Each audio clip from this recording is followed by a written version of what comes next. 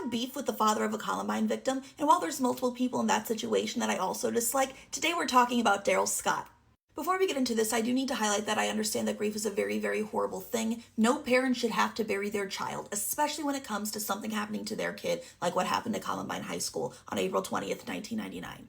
Columbine was an absolute tragedy, and while grief is an absolutely horrible, nasty, disgusting, difficult thing to go through, it does not mean that the things that we do while we are grieving and going through our grieving process do not have actual effects in the real world. Rachel Scott was the first person who lost her life in the Columbine High School massacre.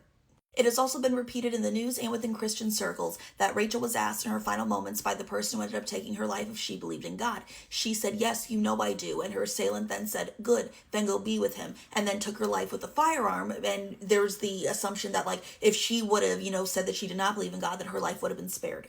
This has been disproven multiple times. No one asked Rachel about her faith in her final moments, and even if they did, she would not have been physically able to respond to them. Remember that. The police and all the investigators who worked on the Columbine case were able to figure this out very, very early on. They told Rachel's parents the truth. Now, did they care? No. In fact, Rachel's parents wrote 4 books about her life and passing after they found out the truth. Now, one of them is a collection of Rachel's journals and then talking about her writings. This was compiled by her mother and her 2 sisters. However, the other one, Rachel Smiles, The Spiritual Legacy of Columbine Martyr. She was not a martyr. She did not do any martyrdom of Columbine. There was no martyrdom of Columbine. The one about Cassie Bernal, also false. Written by her father, Daryl Scott. Chain Reaction, A Call to Compassionate Revolution.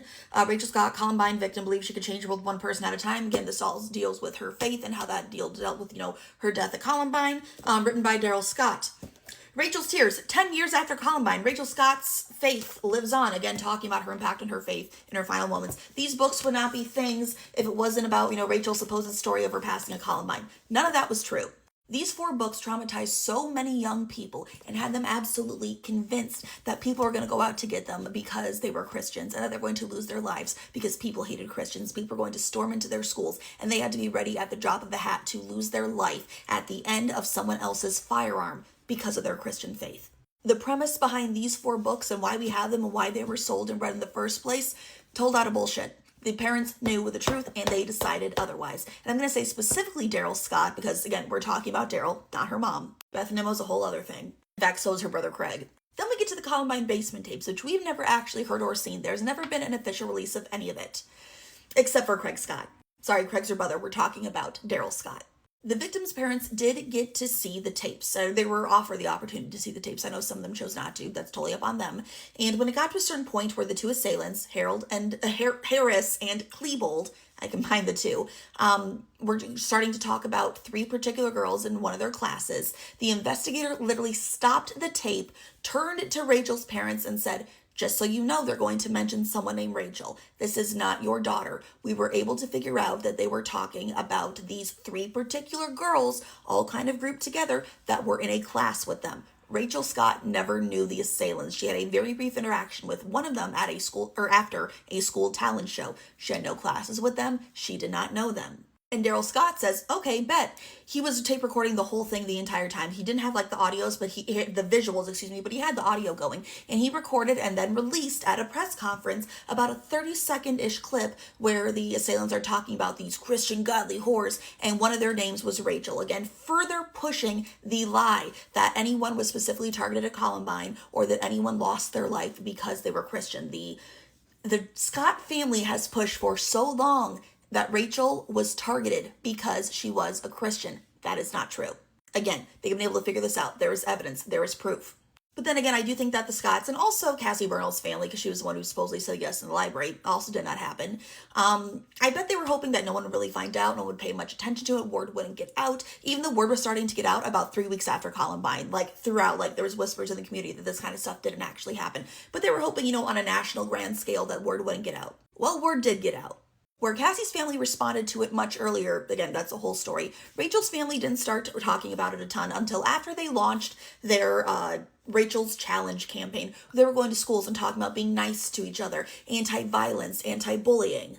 But you see, they're using their anti-bullying not just, to be nice and do something Rachel would have done, how she would have wanted everyone to be a friend to everyone, how Rachel was always talking to the people who were picked on or, cast aside. They were also pushing it to the stance of, hey, if you don't bully people, if you're nice to people, maybe you can prevent, another school shooting, which is very, very problematic within itself, because then it puts some of the responsibility of school shootings onto other people instead of making it so that, it's the actual perpetrator itself that is taking responsibility from the perpetrator and putting it on other people who would be otherwise traumatized and victimized by it. That itself is victim blaming before anything actually happens. So we got an issue with that. But then I want to say about 10-ish years ago, a lot of talk started happening and people started, figuring out that, oh my God, it was, figured out within the investigation that Rachel didn't say this. Rachel didn't say this. Nothing happened with Rachel. She wasn't, a martyr. She didn't profess her faith in her final moments, da, da, da, da, da. And Rachel Scott's father came out and said that, we understand that there's some controversy over this. And while we may not know whatever actually happened in Rachel's final moments, they know what happened in Rachel's final moments. He just won't admit to it. We still have no doubt in what Rachel's faith was and how she lived, and we're going to continue to run our program as such, and we're just not going to talk about the whole martyrdom thing anymore. And Rachel's challenge did stop the martyrdom thing for a while. They've continued on since. So then he's acknowledged the issue without really acknowledging it, but he's kind of acknowledged it. Then he said they wouldn't do it, and then they went back to doing it. So he's intentionally shared things that were not meant to be seen, viewed, heard, whatever by the public that would make it seem as if his daughter was targeted when she wasn't. It was greatly explained to him, hey, this isn't about your daughter. This has nothing to do with her. He started to push that anyway and push forth, mistruths about Columbine, which then led to a whole bunch of young people being traumatized by things that they heard in youth groups that were based off of things that were proven to be false but continued to be pushed anyway. He has profited off of books and speaking engagements under a false pretense. Then he went around saying, that you can prevent bullying, you can prevent, this happening at your school by being nice to people, which is then in effect victim blaming before the victim blaming, before the victims become victims, and taking responsibility away from the people who actually have done it. And then he went along and said, hey, we're not going to talk about this anymore because we realize that this could be an issue. And then he went and talked about it anyway. Yes, I have issues with Daryl Scott.